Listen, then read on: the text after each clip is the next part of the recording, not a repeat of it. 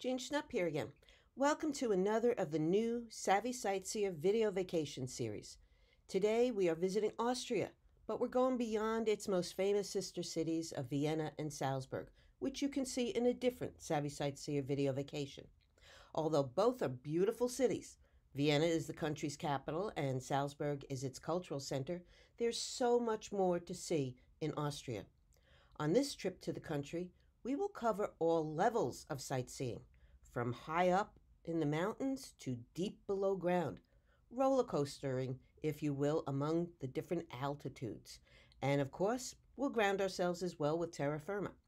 We will learn of a mysterious event that likely changed the course of history. We'll see some gruesome scenes and some that are magically brilliant. We'll visit the host city of one of my all-time favorite Olympics, the 1976 Winter Games.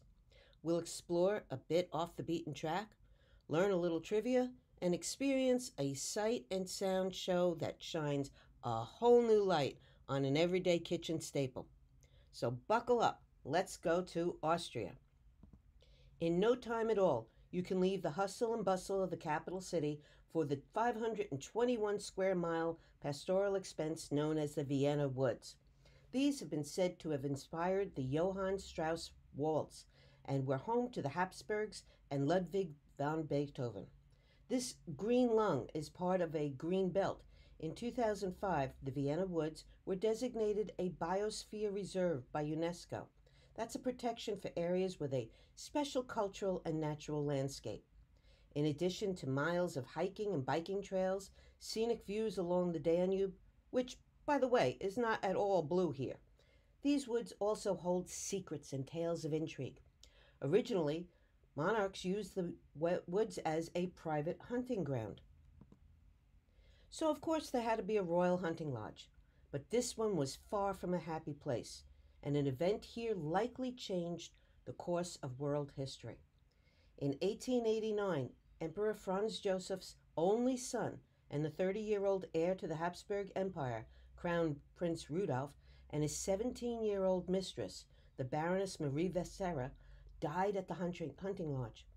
No one is quite sure if it was a suicide pact between desperate lovers. The Pope had refused to annul Rudolph's very unhappy marriage to Princess Stephanie of Belgium. Or it could have been a murder-suicide, or even an assassination of the young heir to the empire. Regardless, his father was so bereaved that the emperor had the hunting lodge torn down and replaced with his Carmelite convent, the Church of Carmel St. Joseph Merling.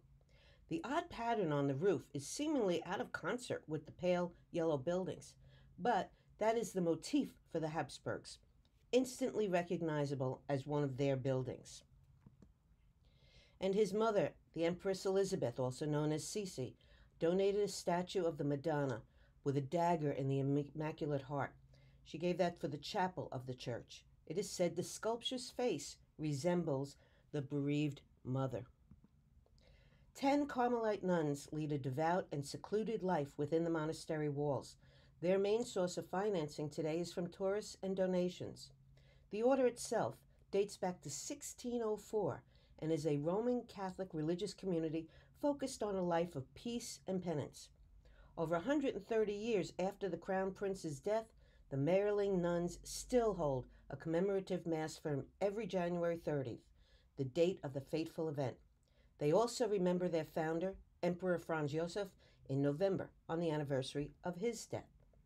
The church is certainly a mix of artistic styles. This organ loft evokes a light touch, depicting 7 angels with musical instruments very different from the view opposite of the altar, which is the handiwork of Austrian church artist Josef Kastner. The altar is situated directly over the spot where the star-crossed lover's bed had been, and in the room where the 2 bodies had been found.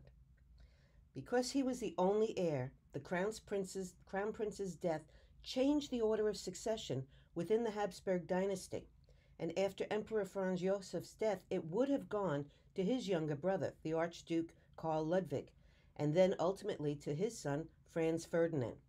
This disruption in sovereignty reportedly upended a pending peace effort with Hungary. The wildly unpopular Archduke Franz Ferdinand was assassinated in 1914, which in turn led in part to World War I. Of course, having word get out that the Crown Prince potentially died by suicide, absolutely unacceptable in the Catholic Church, and, along with his 17-year-old mistress no less, needed swift action to rewrite the narrative. Rudolph's body was secretly taken by train to Vienna and the family's home, while various stories were concocted to explain his death. Eventually, an autopsy was released alluding to some type of nerve condition that led him to lose his mental faculties and so to suicide. In other words, the suicide would not have been his fault, allowing for him to have a state and Christian burial. Of course, his Baroness lover wouldn't be afforded the same, and Rudolph's valet locked her body in a closet until her family came to secret her away. The story goes that they propped her up in a carriage and in the dark of night drove through the country to a nearby abbey where she was initially buried in a suicide corner. Her mother later had a crypt built for her and the body moved there. The abbey, whose name I can't pronounce, so look at it right up there in the right-hand corner, it translates to the Abbey of the Holy Cross. It is the oldest continuously active and still inhabited Cistercian monastery in the world. Cistercians are a branch of the Catholic Church order of the Benedictines, who decided they wanted a more simple life. Today, about 64 monks live there. Reportedly, in 1188, Duke Leopold V gave the abbey a fragment of the so-called True Cross on which Christ was crucified. The abbey claims to house the second largest collection of fragments of the True Cross. A mishmash of varying architectural styles, the abbey is an expansive complex reflecting almost 900 years of history. More than 100,000 tourists come to the abbey every year. Prominent in the courtyard is the Trinity Column, created in the 1730s by Giovanni Giuliani, who was the son of a Venetian banker. In 1711, after marital and financial issues led him to leave Vienna, Giovanni entered the monastery as a lay brother, where over the course of 33 years he devoted himself almost exclusively to numerous commissions for the abbey, including the monks' choir stalls. A combination of nut and linden woods, they display religious scenes and busts of bishops, abbots, and statesmen. It's a real treat if your visit coincides with the monks' chant schedule. Their Gregorian chants resonate from the church 5 times a day, accompanied by an elaborate floor-to-ceiling organ, one of the biggest musical instruments in Austria, with 3,700 pipes. Famed 19th century Austrian composer Franz Schubert composed a piece of music specifically for this organ. Since getting to Austria isn't easy at the moment, you can still hear the magnificent chants of the monks by checking out their CD from your local library system. Giuliani also designed the church's high altar. The wooden cross, though, is a much later addition. That came in 1980, and it is a replica of an Italian original that dates back to 1138. Each room of the abbey is distinctive and has stories to tell. The lead fountain on the right was the abbey's washing room until the mid-1500s. It was made in Rome in 1556 and consists of 5 lead basins. A stunning rosette window in the chapter house, which is where the investiture ceremony for new novices are conducted, won first prize for colors and composition at the World Exhibition in Paris in 1889. Over toward the middle of the country, we find the 140-mile Salzach River, which is more than just a pretty waterway. The river's importance is far greater, and many towns grew adjacent to it. Starting in the Austrian Alps, it was a major transportation route for salt, or S-A-L-Z, salts. Historically, this was used as a method of trade and currency. The word salary comes from it. It's considered white gold, and the Salzach was the means to get it from the mines to the markets. The Salzach is also a natural border between Austria and Bavaria. and the namesake of Salzburg, or Salt City, which controlled shipment of the commodity along the Salzach River. About a half hour south of Salzburg, just over the border of the Bavarian Alps, is the picturesque town of Berchtesgaden. Visitors passing through the area would never guess that deep in the mountain lay a major source of the valuable mineral. At the salt mine, visitors put on a pair of coveralls and take a train ride into the heart of the mine. And then the real thrill, a slide to get deeper into the tunnels. Not your typical work commute. For this part of the journey, guides load you up 3 at a time at the top of this shaft with a bar across the first person. Each one is told to hold on to the one in front as gravity starts to push you together. The first person, in my case me, doesn't get to hold on to anything because after the pressure builds sufficiently, the bar gives way and you go whizzing down 112 feet for a very spooky experience. Especially when you don't come down as uniformly as these guys who followed my little trio. As we started our descent, I suddenly felt the man behind me lose his grip on my shoulders, which sent me twisting to the bottom. Fortunately, I came out shaken but unscathed. Unlike the man's ego, his wife started yelling at him as soon as we stood up, demanding why he'd let go. He said, "Well, I didn't know her, so I didn't want to hold on too tight. Gee, thanks." A surprise treat is amid the darkness of the mines comes when you get on a short ferry ride across the incredibly clear salt mirror lake, so named because the ceiling reflects perfectly off the still water. The lake is about 430 feet below ground. The raft ride quietly takes you across the mile-long brine lake, where you are treated to a dazzling sound and salt crystal light display that flashes across the cavernous walls.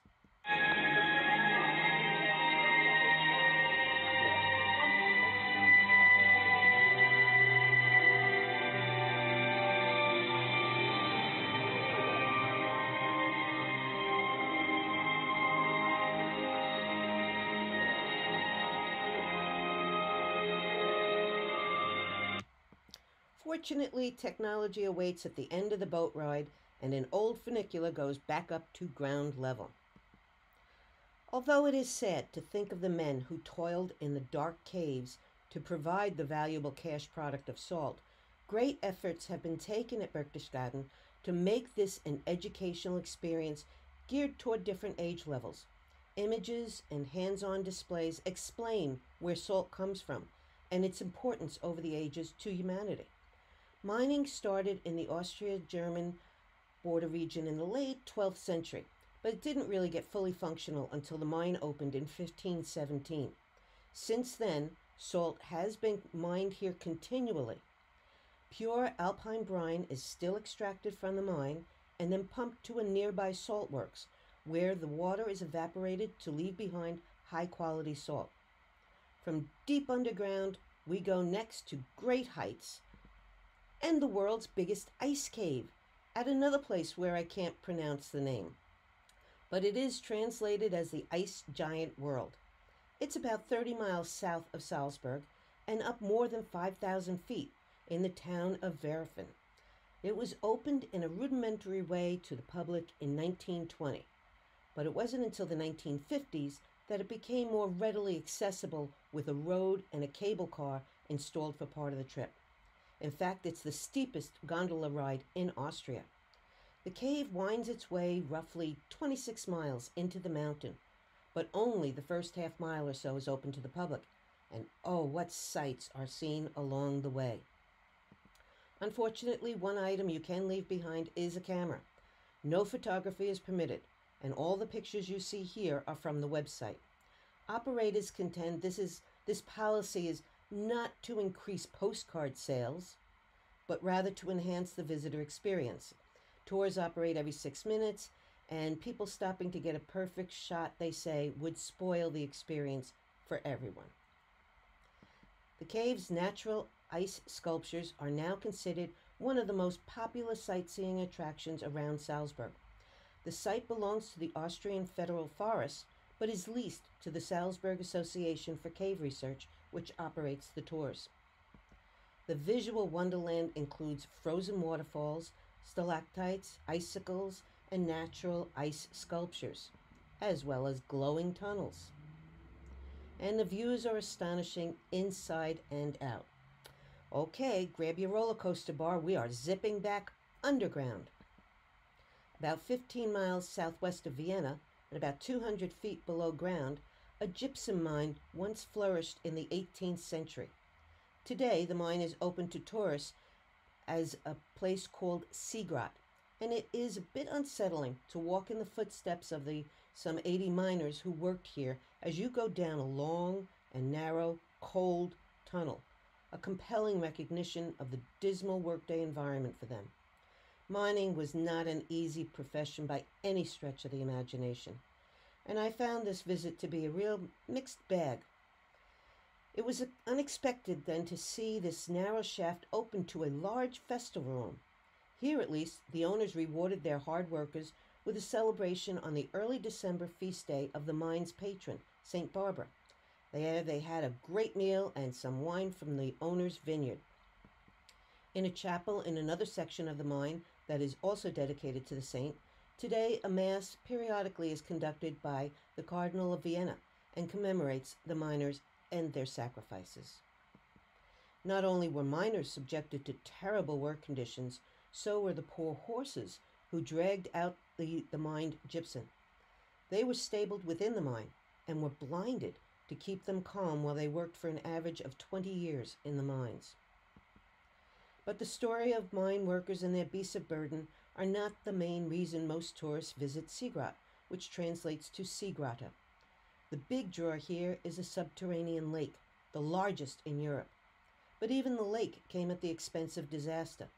A detonation in 1912 went wrong, causing the mine to flood as 20 million liters of water gushed into the labyrinth. The mine was closed and remained largely forgotten until an international team of cave explorers discovered the unique natural spectacle in the 1930s, and the underwater lake was open to visitors to sail through the shafts on an electric boat. The mine's negative history was not over, though. During World War II, Nazis realized the potential of controlling vast underground caves. They seized the mine, pumped out all of the water, and set up an underground aircraft factory. Here, an aviation milestone was realized. The first jet fighter was built, safe below ground from the Allies' bombs. But it wasn't Nazi army workers doing the building.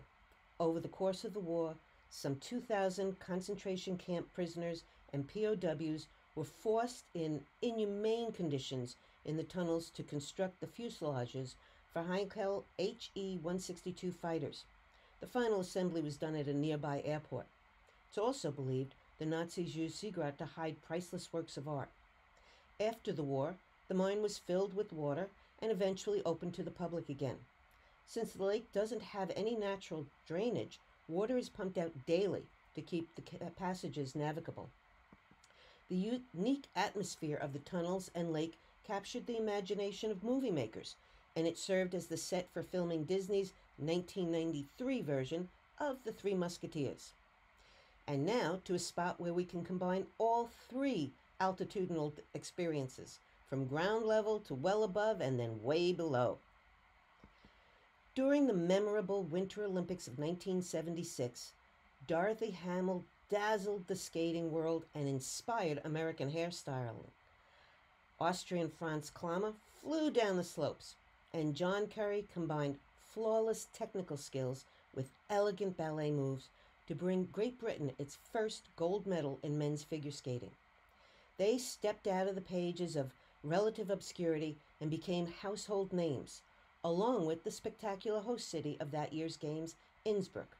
Scenes of the lovely little Austrian town sparked an interest for me, as well as for many other Americans, I'm sure, and it went on the bucket list of places to visit.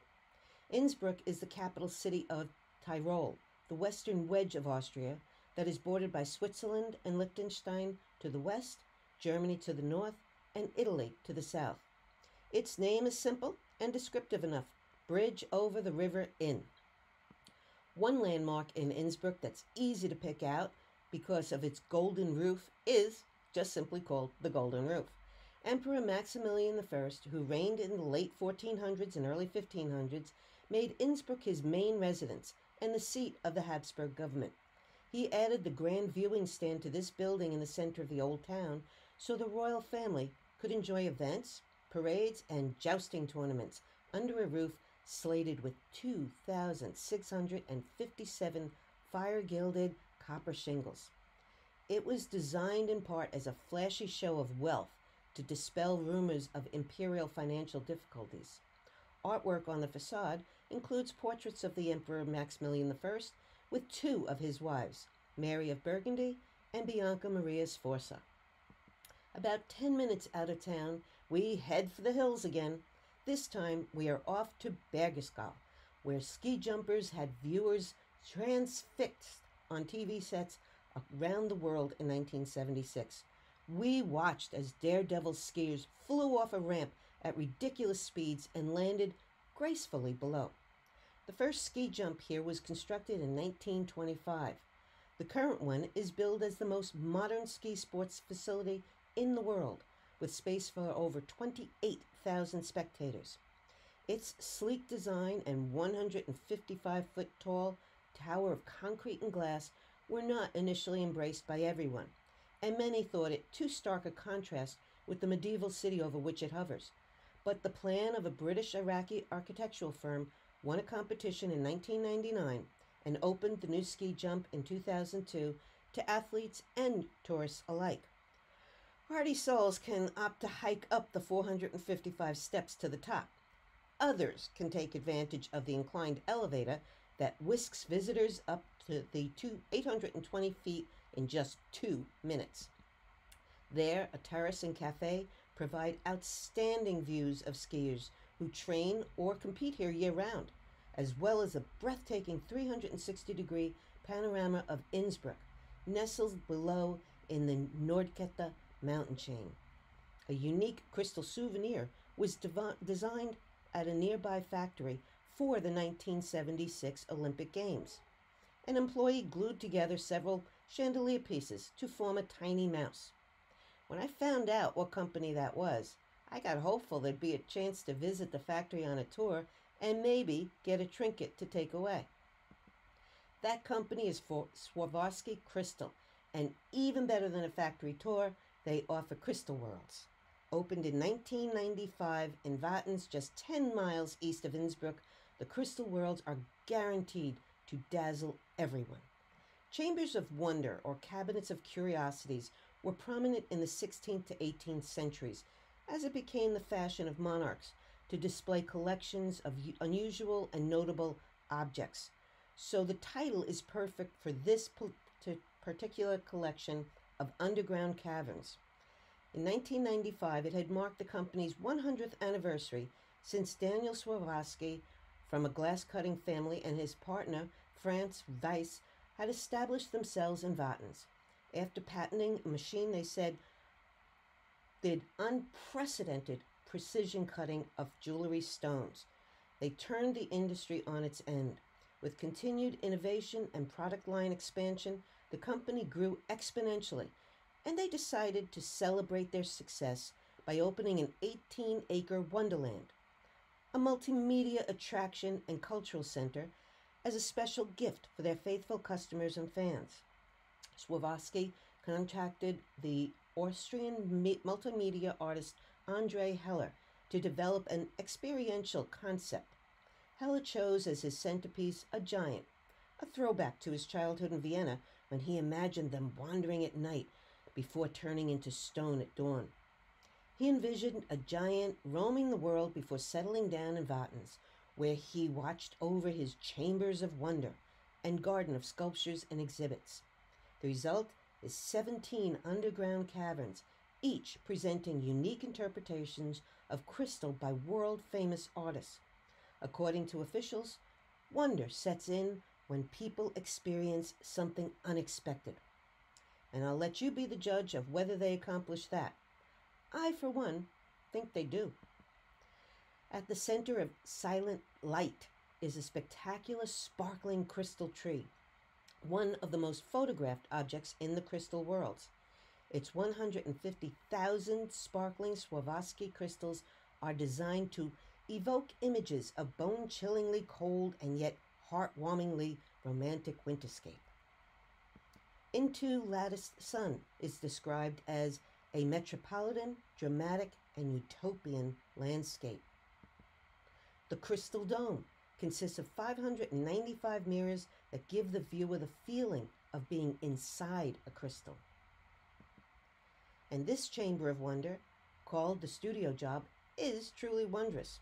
The artists say their intent is to initially give the effect of a fairground brimming with exuberant color, then invite visitors to make their own discoveries among the various shapes, reflections, and allusions to modern society. In the famous chamber is a stunningly delicate replica of the Taj Mahal in Agra. The newest addition to the Wonderland is a striking 41-foot in diameter black and white carousel. It is spectacularly set off against the lush greenery of the outdoor garden. It reimagines the traditional carousel while keeping a sense of nostalgia. The monochrome design shimmers with 15 million Swarovski crystals across 12 ceiling panels and 16 wall panels. Fantasy characters provide seating. The artist's intent, he said, is to express the joy, surprise, and delight that riding a carousel brings. I hope you've enjoyed this look at Austria from different perspectives, high, low, and in between. I like to end all of the programs with the words of Dr. Seuss. Sometimes you don't appreciate the moment until it becomes a memory, and I like to always add to that to say, remember to celebrate those moments and treasure the memories. To see more of Austria or any of my European destinations, go to my website. If you have any questions about this program, email me or use the contact page on my website. When libraries are again offering programs, you can check my Programs tab to see where I'll be. Until then, visit the library site for more video vacations by Savvy Sightseer. Guten Tag.